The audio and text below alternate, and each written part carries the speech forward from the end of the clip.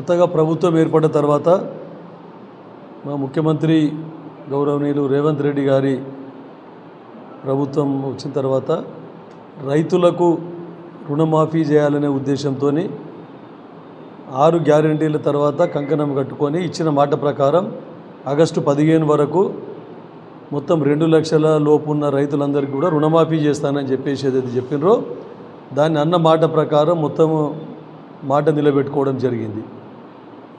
రైతులు దానికి చాలా సంతోషంగా ఉన్నారు. కాకపోతే కొన్ని టెక్నికల్ ఇష్యూస్ వలన కొంతమంది రైతులకు రుణమాఫీ కాలేదు. కాబట్టి అట్లాంటి రైతులకు మేమందరం కోరుకునేది ఏంటంటే గ్రీవెన్స్ సెల్ ఉంది. ఇప్పుడు గ్రీవెన్స్ సెల్ ప్రతి మండలంలో కూడా అగ్రికల్చర్ ఆఫీసర్ దగ్గర నోడల్ ఆఫీసర్గా పెట్టేసి ఒక గ్రీవెన్స్ సెల్ ఏర్పాటు చేయడం జరిగింది. బ్యాంకులో ఏమైనా టెక్నికల్ ఫాల్ట్ కావచ్చు, ఆధార్ కార్డులు తప్పులు కావచ్చు, లేదంటే ఇంకా ఐడెంటిటీ, కొంతమందికి ఆధార్ కార్డు లేదు, రేషన్ కార్డు లేని వాళ్ళకు ఐడెంటిటీ సమస్య వచ్చింది, వాళ్ళ గుర్తింపు అనేది. ఆ గుర్తింపు గురించి వివిధ రకాలుగా ఆ రైతులను గుర్తించి పట్టా పాస్బుక్ ద్వారా కానీ, లేదంటే రేషన్ కార్డులో పేరు ఉంటే కానీ, లేదంటే ఆధార్ కార్డు కానీ, ఇతరత్ర బ్యాంకు ఖాతాలు ఉంటే కానీ అట్లాంటి రైతులందరినీ గుర్తించి అర్హత ఉన్న రైతులందరికీ కూడా రుణమాఫీ చేయడం జరుగుతుంది అని చెప్పేసి మా ప్రభుత్వం చెప్పడం జరిగింది. దాంట్లో భాగంగానే ఇంకా మనకు 5,000 కోట్ల రూపాయలు ఏదైతే ఇంకా వారికి నిధులు నిల్వ ఉన్నాయి. ఎందుకంటే మీరందరికీ తెలుసు, మొత్తం 17,933.19 కోట్లు వరకు ఇప్పటి వరకు లబ్ధిదారులకు ఇవ్వడం జరిగింది. 22,37,848 మంది లబ్ధిదారులకు 2 లక్షల లోపు మట్టుకు వాళ్ళకి ఇవ్వడం జరిగింది. ఇంకా 2 లక్షల పైన ఉన్న రైతులు సుమారు 8 లక్షల మంది రైతులు ఉన్నారని చెప్పేసి గుర్తించడం జరిగింది. తర్వాత వివిధ కారణాల వలన కొన్ని అప్లికేషన్స్ ఏవైతే ఉన్నాయో ఖాతాలు రిటర్న్ అయినాయి. మనకు గ్రీవెన్స్ సెల్కి 22,000 ఖాతాలు రిటర్న్ అయితే తిరిగి క్లియర్ చేసిన ఖాతాలు 8,000, మొత్తం 44 కోట్ల రుణాలు వారికి కూడా మళ్ళీ తిరిగి ఇవ్వడం జరిగింది. కాకపోతే కొన్ని చోట్ల ఏం జరిగిందంటే కొన్ని సొసైటీలలో అక్కడ ఉన్న సెక్రటరీల తప్పిదం వలన, అక్కడ ఉన్న చైర్మన్ల తప్పిదం వలన, వారి నిర్లక్ష్యం వలన ఎంతోమంది రైతులు రుణమాఫీకి దూరం ఉండవలసి వచ్చింది. ఎందుకంటే వాళ్ళకు రైతు రుణమాఫీ కాలేదు. గత 2017వ సంవత్సరంలో రెన్యువల్ చేయడం జరిగింది. 2018లో మట్టుకు రెన్యువల్ చేయడం జరగలేదు. మా ప్రభుత్వం ఏదైతే ఉన్నదో మొదలు ఇచ్చిన హామీల మేరకు 2018 ఎలక్షన్లో కూడా హామీ ఇవ్వడం జరిగింది, రుణమాఫీ చేస్తామని చెప్పేసి. అట్లాంటి వారికి ఆ రోజు నుండి కట్ ఆఫ్ డేట్గా తీసుకోవడం జరిగింది. 2018వ సంవత్సరం నుండి మొన్నటి వరకు, అంటే డిసెంబర్ 9, 2023 వరకు ఎవరైతే అర్హత ఉన్నదో ఆ రైతులందరికీ కూడా రుణమాఫీ చేస్తామని చెప్పేసి చెప్పడం జరిగింది. అంటే రెట్రోస్పెక్టివ్గా మాకు చిత్తశుద్ధి ఉన్నది. ఏంటంటే కేవలం మొన్న రాహుల్ గాంధీ గారు చెప్పిన ఏదైతే వరంగల్ సభలో చెప్పినో రుణమాఫీ చేస్తామని, ఆ రోజు నుండి ఈ రోజు వరకు మట్టుకే రుణమాఫీ చేయగలుగుతుంటుంది. కానీ గతంలో ఇచ్చిన హామీ మేరకు గతంలో కూడా కాంగ్రెస్ మేనిఫెస్టోలో రుణమాఫీ చేస్తామని చెప్పడం జరిగింది. దాని ప్రకారమే 2018ని బేస్ చేసుకొని 2018 తర్వాత ఏవైతే ఉన్నాయో రుణాలు ఉన్నాయో ఇప్పటి వరకు 2023 డిసెంబర్ 9 వరకు కూడా రుణాలు మాఫీ చేయడం జరుగుతుందని చెప్పేసి చెప్పడం జరిగింది. దానికి సరిపడ నిధులు ఈ ప్రతిపక్షాలు ఏంటంటే పెద్ద గగ్గోలు పెడతా ఉన్నారు. అసలే రుణమాఫీ కాలేదు. ముఖ్యంగా టీఆర్ఎస్కు సంబంధించినటువంటి పెద్ద మాజీ మంత్రివర్యులు, తర్వాత పెద్ద నాయకులు అందరూ కాంగ్రెస్ ప్రభుత్వము చేసినటువంటి రైతులకు చేసినటువంటి బెనిఫిట్స్కి వారికి మింగుడు పడతలేదు. కాబట్టి ఈర్ష్యతోని కాంగ్రెస్ ప్రభుత్వం మీద బురద జల్లే ప్రక్రియ కొనసాగుతుంది. గత 10 సంవత్సరాల్లో వాళ్ళకు చేత కాలేదు చేయడం. ఒకేసారి రుణమాఫీ 1,00,000 రూపాయలు చేస్తామని చేయడం చేత కాలేదు. తర్వాత 4 విడతలు చేస్తామని చెప్పినారు. 4 విడతలు చేసిన రుణమాఫీ మీరు చూస్తామని 2014లో సుమారు ప్రతి సంవత్సరం 4,000 కోట్లు చేయడం జరిగింది. 14, 15, 16, 17, 18లో 4,000 కోట్లు చేయడం జరిగింది. కానీ అది మొత్తము వడ్డీకే సర్దుబాటు అయింది. తర్వాత 2018-19 సంవత్సరం నుండి కూడా చేస్తే 2018-19 అసలు రుణమాఫీ లేదు, బడ్జెట్ కేటాయించలేదు. 2019-20లో బడ్జెట్ కేటాయించలేదు. 2021లో ఇంకా ఎలక్షన్స్ దగ్గరకు వస్తాయేమో చేయాలనే ఉద్దేశంతోనే వారు 408 కోట్లు, కేవలం 408 కోట్లు 2020-21లో, 21-22లో 1339.5 కోట్లు మాత్రమే రుణమాఫీ చేయడం జరిగింది. 2022-23లో మాత్రం మళ్ళీ ఎలాంటి బడ్జెట్ లేదు, సున్నా. తర్వాత 2023-23లో 2 దశలో చేసిన. మొదటి దశలో 6,763 కోట్లు, రెండవ దశలో 4,818.24 కోట్లు చేయడం జరిగింది. మొత్తము మిగిలిపోయిన ఖాతాలు కూడా మళ్ళీ 20 లక్షల ఖాతాలు ఉన్నాయి. 8,579 కోట్లు ఇంకా చాలా అవసరం ఉండే కానీ వాళ్ళు చేయలేదు, చేతులు దులిపేసుకున్నారు. మళ్ళీ ఇప్పుడు కాంగ్రెస్ వాళ్ళు ఏం చేసిండ్రని చెప్పేసి కాంగ్రెస్ వాళ్ళు కేవలం 40% మంది రైతులకే రుణమాఫీ చేయడం జరిగిందని చెప్పేసి ఛాలెంజ్ చేస్తూ ఉన్నారు. కానీ దానికి ఛాలెంజ్ స్వీకరించడానికి మేము సిద్ధంగా ఉన్నాం. ఇక మా ప్రభుత్వం అన్ని విధాలా సిద్ధంగా ఉంది. ఇంకా మా రుణమాఫీ ఏదైతే ఉందో ఇంకా పూర్తి కాలేదు. ఇంకా 2 లక్షల పైన ఉన్న రైతులకు ఇంకా రుణమాఫీ చేయవలసిన అవసరం ఉన్నది. దానికి సంబంధించి టోటల్గా మేము బడ్జెట్లో 31,000 కోట్ల రూపాయలు మొత్తం రుణమాఫీ గురించి పెట్టడం జరిగింది. ఈ టెక్నికల్ ఫాల్ట్స్ ఏవైతే ఉన్నాయో టెక్నికల్ ఫాల్ట్స్ ఇంకా కూడా వాటిని సరిదిద్ది మిగిలిన వాళ్ళకు కూడా ఎవరైతే గ్రీవెన్సీలకు వస్తూ ఉన్నారో అప్లికేషన్ పెట్టుకుంటే వాళ్లకు ప్రతి ఒక్కరి అర్హత ఉన్న రైతులందరికీ కూడా రుణమాఫీ చేసే విధంగా మా ప్రభుత్వం కృషి చేస్తుంది అని చెప్పేసి చెప్తా ఉన్నాం. కాబట్టి దయచేసి రైతులందరికీ నేను చెప్పేది ఏంటంటే ఎవరు కూడా రెచ్చగొడితే రెచ్చిపోవాల్సిన అవసరం లేదు. రైతులు కూడా ఎవరైతే రెచ్చిపోవాల్సిన అవసరం లేదు. మీరందరూ తగిన విధంగా మీ అర్హత పత్రాలతోని మీ మండల వ్యవసాయ అధికారులకు మీరు మీ గ్రీవెన్స్ మీ సమస్యలు చెప్పుకొని మళ్ళొకసారి మీరు అప్లికేషన్ పెట్టుకుంటే ఖచ్చితంగా వారికి కూడా త్వరలోనే రుణమాఫీ చేస్తామని చెప్పేసి చెప్పడం జరుగుతూ ఉంది. తర్వాత ఇంకా కొంతమంది ఈ 2 లక్షల పైన ఉన్నటువంటి రుణం గురించి కూడా కొంతమంది రైతులు సోదరులు మా దృష్టికి తీసుకొని రావడం జరిగింది. 2 లక్షల పైన ఉన్న అమౌంట్ ఏదైతే ఉన్నదో అది కడితేనే, జీవో ప్రకారం అది కడితేనే ఈ 2 లక్షల రూపాయలు రుణమాఫీ చేస్తామని చెప్పడం జరిగింది. మేమందరం కూడా మా ద్వారా ప్రభుత్వం దృష్టికి తీసుకుపోయినాం. సార్, కొంతమంది రైతులు ఇబ్బందిలో కట్టే పరిస్థితిలో లేరు.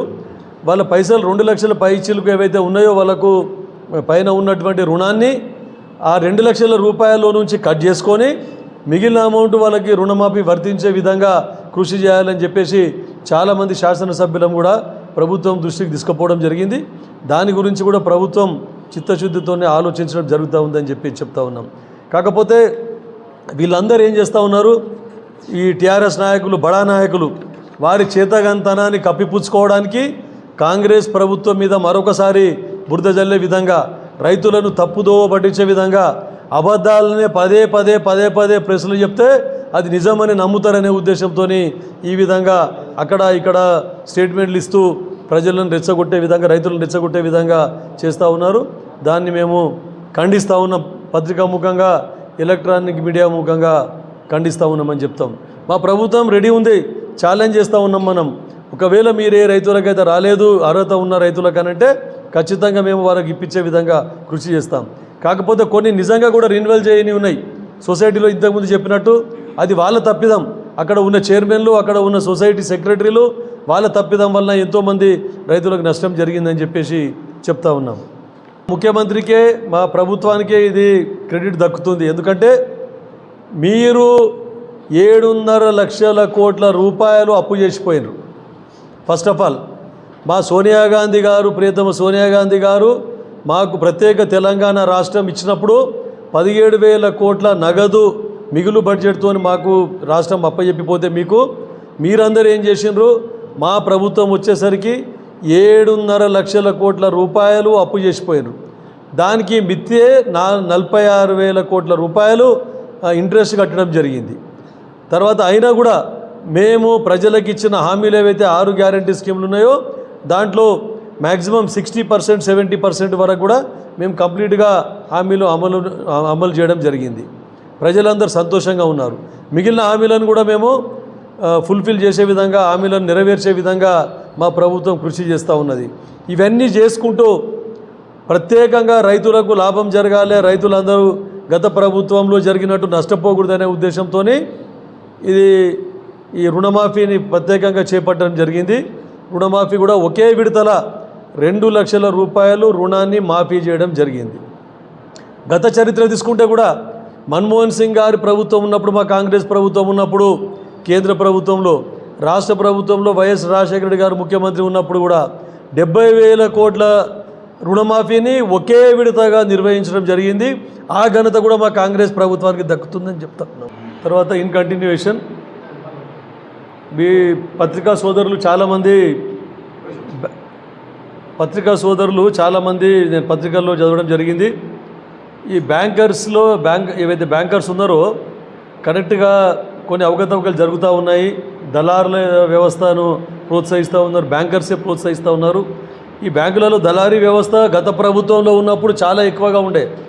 అసలు గతంలో కాంగ్రెస్ ప్రభుత్వాలలో ఈ దళారీ వ్యవస్థ అనేది లేకుండే. ఈ కేసీఆర్ గారు ఈ టీఆర్ఎస్ ప్రభుత్వం వచ్చిన తర్వాతనే బ్యాంకులలో దళారీ వ్యవస్థను పెంచి పోషించిన ఈ ఘనత ఈ గత టీఆర్ఎస్ ప్రభుత్వానికి దక్కుతుంది. అదే ఇప్పుడు కొనసాగుతూ ఉంది. కాకపోతే మేము వచ్చిన తర్వాత, మా ప్రభుత్వం వచ్చిన తర్వాత మా ముఖ్యమంత్రి రేవంత్ రెడ్డి గారు బ్యాంకులపైన కూడా దృష్టి పెట్టడం జరిగింది. తర్వాత నారాయణ ఖేడ్ బ్యాంకులలో అవకతవకలు అని చెప్పేసి పత్రికలలో చదివిన తర్వాత నేను కూడా లీడ్ బ్యాంక్ చీఫ్ మేనేజర్ గారితో మాట్లాడి వారిని రిక్వెస్ట్ చేస్తే వారు కూడా ఇక్కడికి ఎంక్వైరీకి రావడం జరిగింది. నారాయణ ఖేడ్ బ్యాంకులలో ఎంక్వైరీ చేసింది. తర్వాత నేను మళ్ళీ వారితో మాట్లాడితే లేదు, అట్లాంటి అవకతవకలు మా దృష్టికి ఏం రాలేదు అని చెప్పిండ్రు. అయితే నేను మళ్ళీ వారిని రిక్వెస్ట్ చేసిన, లీడ్ బ్యాంక్ మేనేజర్ అవుతున్నారో వారు రిక్వెస్ట్ చేసిన, సార్ మీకు ఏవైతే అవకతవకలు జరిగినాయో ఏ బ్యాంకులలో జరిగినాయో రైతులు మా దృష్టికి తీసుకొని వచ్చిండ్రు. అలాంటి అవకతవకలను మీ దృష్టికి మళ్ళీ మేము తీసుకొని వస్తాం పర్సనల్గా. కాకపోతే మీకు రిక్వెస్ట్ ఏంటంటే, తర్వాత ఇది కలెక్టర్ గారి దృష్టికి కూడా తీసుకొని పోతే కలెక్టర్ గారు కూడా బ్యాంకర్స్ మేనేజర్ జిల్లా లెవెల్లో బ్యాంకర్స్ మీటింగ్ కూడా కండక్ట్ చేయడం జరిగింది.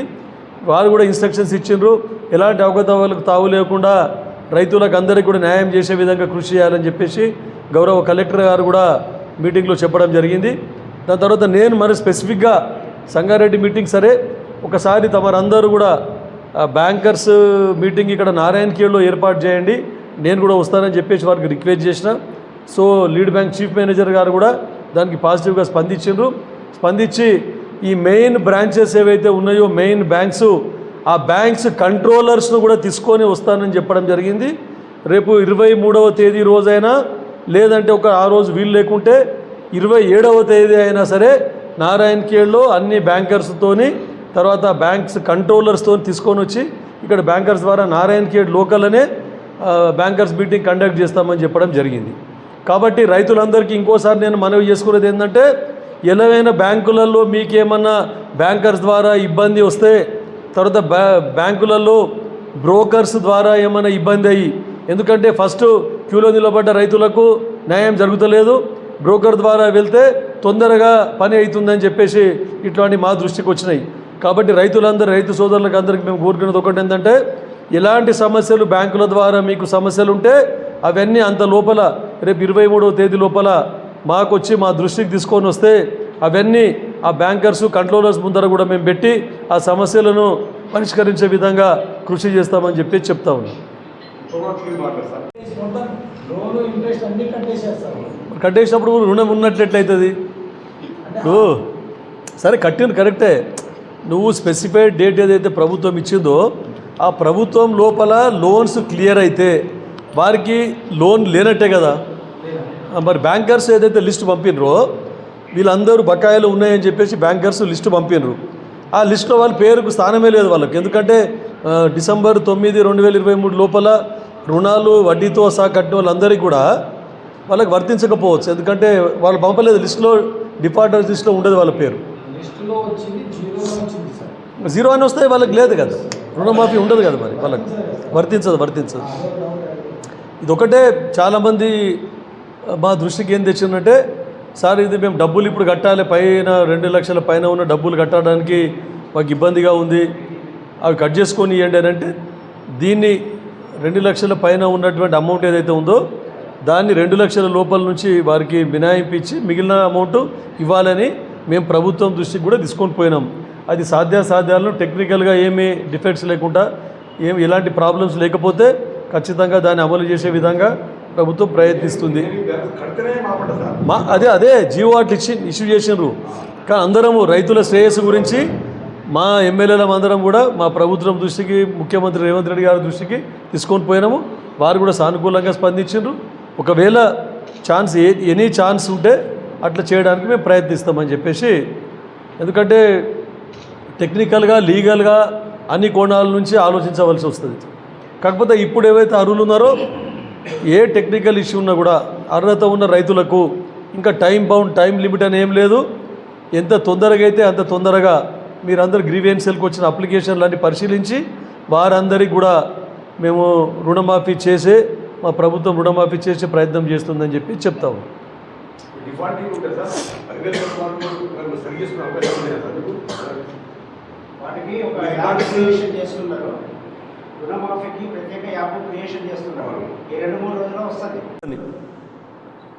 ఎందుకంటే ఇది ఎన్ని సంక్షేమ పథకాలు ఇచ్చినా కూడా ఇది నిరంతర ప్రక్రియ, ఇంకా ప్రజలు డిమాండ్ చేస్తూనే ఉంటారు. కాబట్టి దానికి కూడా కమిటీ వేయడం జరిగింది. చిత్తశుద్ధితో గతంలో మీరు ఉన్నప్పుడు, గతంలో టీఆర్ఎస్ పాలన ఉన్నప్పుడు ఆ సినిమా యాక్టర్లకు, పెద్ద పెద్ద కంపెనీలకు, వందలు వేల ఎకరాలు ఉన్నటువంటి వాళ్ళకు, మంత్రులకు, బడాబాబులకు మొత్తము ఈ రైతు బంధు ఇవ్వడం జరిగింది. కానీ మా ప్రభుత్వం నిజమైన అర్హులను గుర్తించి కేవలం బీదోళ్ళు వ్యవసాయం కంటే కల్టివేషన్ చేస్తున్నటువంటి, సాగు చేస్తున్నటువంటి భూములను గుర్తించి వారికి ఈ రైతు భరోసా ఇవ్వాలని చెప్పేసి పెంచి 7,500 రూపాయలు, అంటే సంవత్సరానికి ఎకరాకు 15,000 రూపాయలు ఇచ్చే విధంగా మా ప్రభుత్వం ఇచ్చిన హామీ మేరకు మాట నిలబెట్టుకునే ప్రయత్నం చేస్తూ ఉంది.